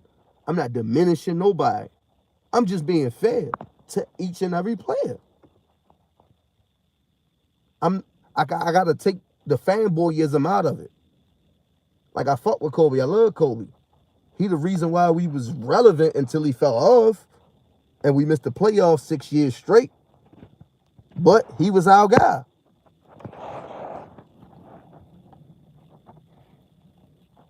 The media completely disrespect every era except MJ's era. I even heard the NBA stopped showing game footage from back before MJ era. I wonder why. Right. Isaiah Thomas, and everybody got to destroying Isaiah Thomas for this shit, for what he said. Like, bro, he was like, y'all got highlights of MJ scoring on Bird and Magic and stuff, and Julius Erving. Like, MJ never beat Bird. MJ never beat Dr. J in Philly. He never won during the 80s, but y'all got highlights from him in the 80s. That's very misleading. That's what the media do, though. That's very misleading. Like, yeah, he beat us, and he beat us at the end or whatever. That's debatable, whatever. But Isaiah Thomas, he beat Bird and all them niggas that Jordan lost to. He even beat Jordan. And yeah, Jordan wound up beating him. But overall, Isaiah Thomas actually got the upper hand on Jordan when it comes to wins and losses and shit. He beat Bird in them. He beat all the people in them. He was the top dog in the 80s where shit was crucial. And Jordan couldn't win, and he was just winning MVPs and scoring titles. He couldn't win a chip. Isaiah Thomas, he won chips against these niggas.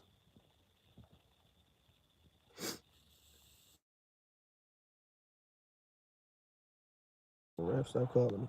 But yeah, he won chips against these dudes, and he put that out there when they was doing that, and people try like, oh, he just sour grapes. He mad at Jordan, this that. You can't take his word for anything. But why not just fact check the shit he was saying? It doesn't matter what that messenger is saying when it comes to basketball. Fact check what he's saying. Yeah, him and Jordan could have some problems. But if you fact check what he's saying, if what he's saying is factual, then how can't you take what he's saying as truth when it proves him to be a fact? That's wrong for you not to do that just because you and your fanboy shit. But far as Curry versus Kobe, that's tough. That's difficult. That's a difficult debate for me. It's been a difficult debate for me for a while, for a long time. But when I hear people got Kobe in their top five and shit, like your opinion is your opinion.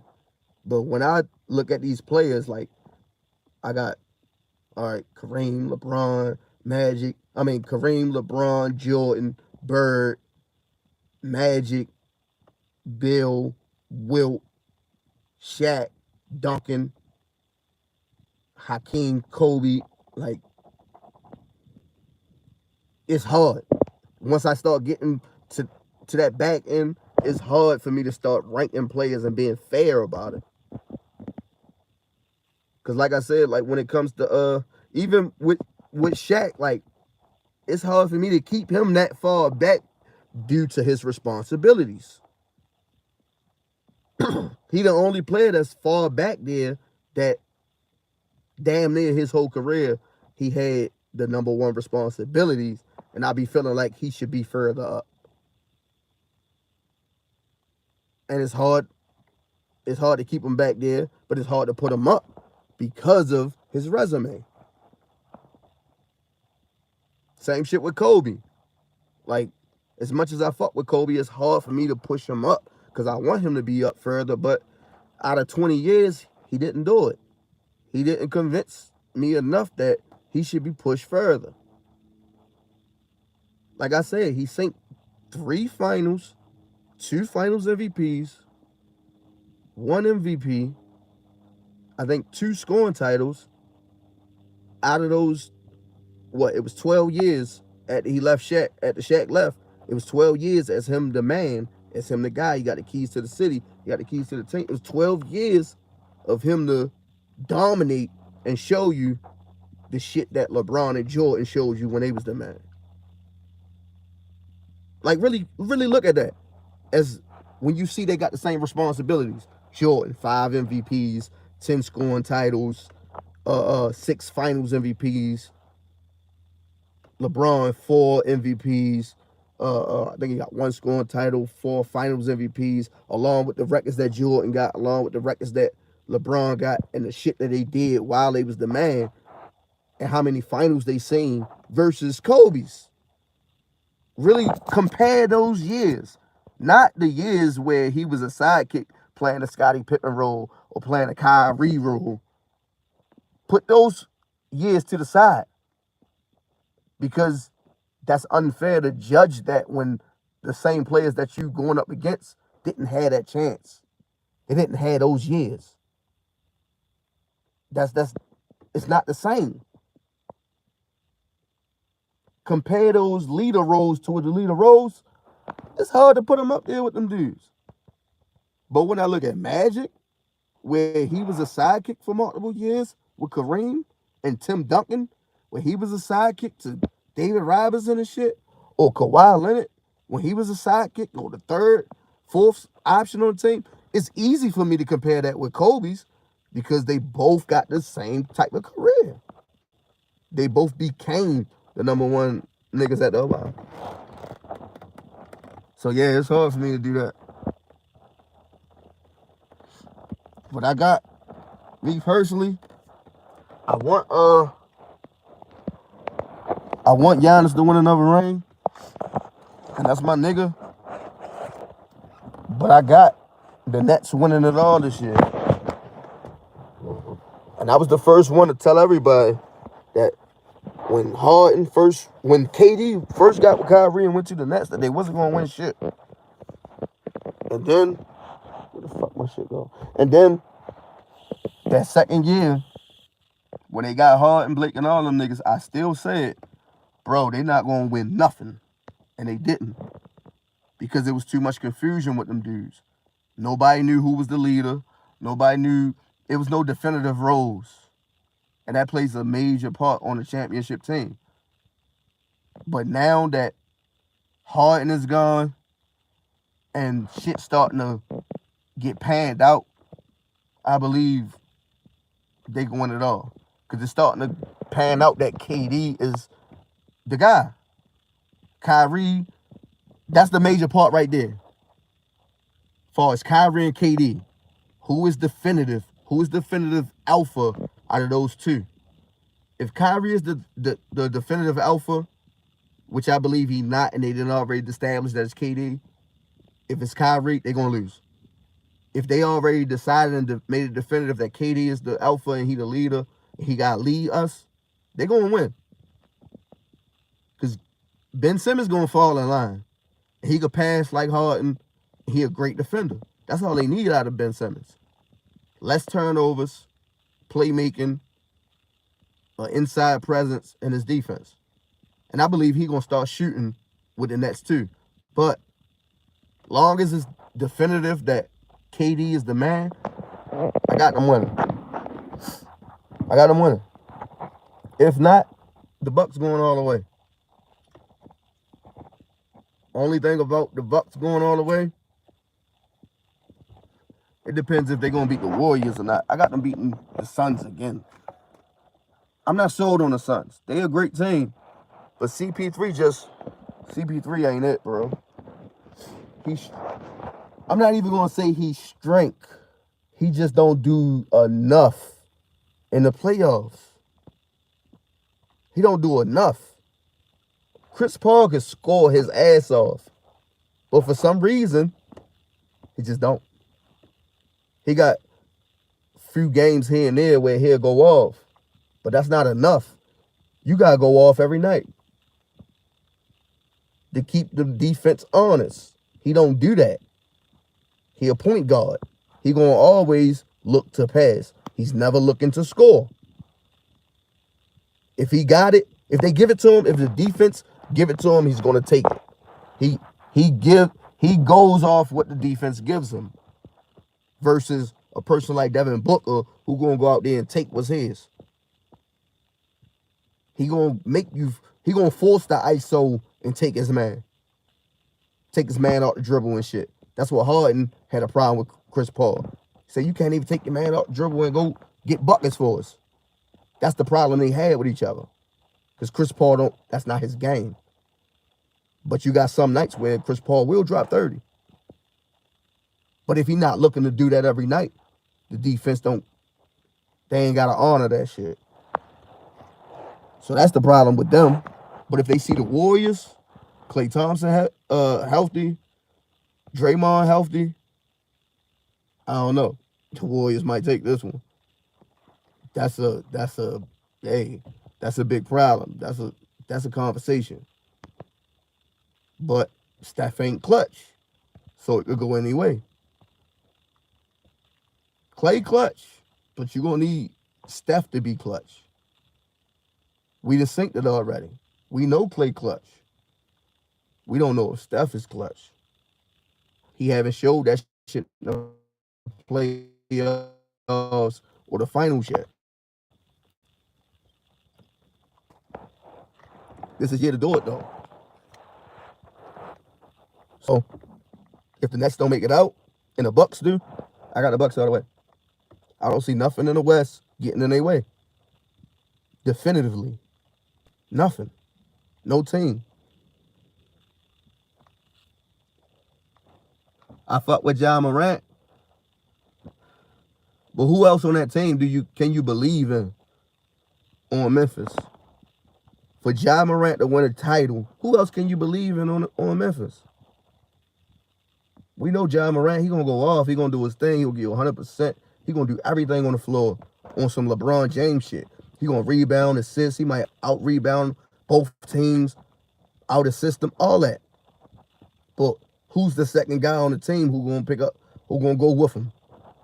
It ain't Jaren Jackson. He's not Kevin Garnett. He's not the next Kevin Garnett. How everybody tried to make him sound, he the next Kevin. He's not. So who else can you count on Memphis to ride with Shorty? Fuck around, get swept. For real, if anybody feel like Memphis got somebody else to rock with Ja Morant, for them to go to the finals and win it all. Name who you talking about. Because ain't nobody else on that team even an all-star. And I don't know, but to my knowledge, I don't know, I'm asking. Who else on that team is averaging 20 plus? Anybody know? So I can't jump out there with Memphis.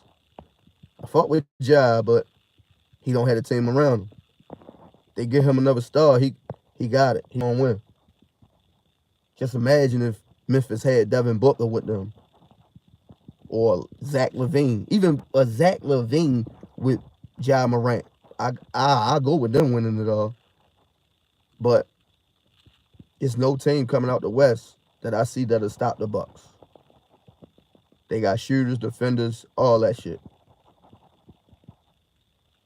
And the only matchup that I see that get them problems is the Warriors. With a healthy Warriors against the Bucks, a healthy Bucks, it's a toss-up. Anybody else, the Bucks are gonna beat them. But it's all about if the Nets beat the Bucks. And I ain't sold on Philly just yet. They still a top team. Once I see a nice amount of games and see how they do in that first round, I can say whether or not they a championship team. Because Harden, he's strength in the playoffs. When you can go 27 from 3 and 0, 0 for 27 from 3 in the playoffs, I can never count on you. Never. Never. That's not even IQ basketball. That means your coach stupid. You got a dumbass coach to do some shit like that. As a star, it should never even got to over 27. Put your head down, go to the rack. You like drawing fouls anyway. Real shit, man. But yeah, I just wanted to know what y'all think about super teams and shit like that. Because a lot of people got different definitions of super teams. And it depends on what player they put in the super team on and shit like that. When it should be a simple definition. And I got a simple definition when it comes to super teams. It's either 3 all-stars, 3 all-NBA players, all defensive players on one team. That's a super team. And then you got super teams who put the whole league at a disadvantage, which makes them a super team. And we haven't seen that since the KD-led Warriors. Now, the Nets could have been that last year. They could have been that same type of Warriors team, and I thought they was, because I'm like, damn, you got Blake, LaMarcus, all them niggas on one team. Like, them niggas only ain't all-stars due to injury. They still was playing at a high level. They just was injured and missing hella fucking games. But you see how that turned out. When you ain't got no leader, nothing is understood between each other. That's the results you get. You got a nigga to run around just burning sage. He don't even care about the games. He care about burning this motherfucking sage. He don't care about the games. He trying to get this atmosphere right. Kill these spirits and shit. It's fucked up. You know what I'm saying? But we'll see this year. And that's my definitive definition for a super team. And I just want to know what everybody else believe what a super team is. Because I hear a lot of different definitions, and some of them don't make sense. Some of them make sense, and some of them is just bias. Because I know multiple players who've been on super teams damn near their whole career, and nobody said they had a super team when they did. Even the 05 Pistons. Was it 05 or 04? I think it was 04. Might have been 05, I ain't sure. 04. No, 05. 04, 05 Pistons. When they had 5 All-NBA players. 5 All-NBA players on one team. It's no way in hell that's not a super team.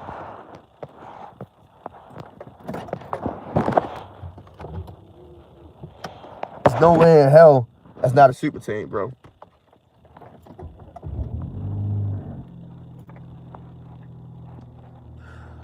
Seriously. Put my lighter and shit, bro. Did I just lose it?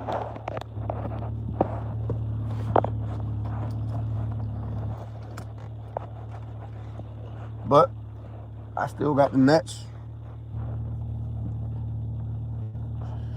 If Ben Simmons come back and play,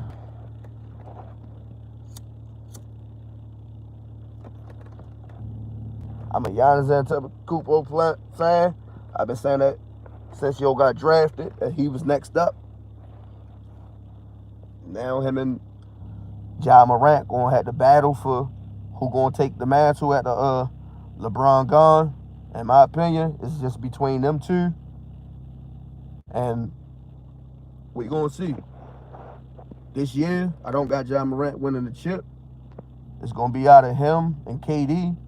Hopefully, they'll meet up again to get that rematch. I'm gonna be rooting for KD. Giannis my man, like I said, but KD from where I'm from, I'm gonna be rooting for him. Ben Simmons, one of my favorite players. Kyrie, still one of my favorite players.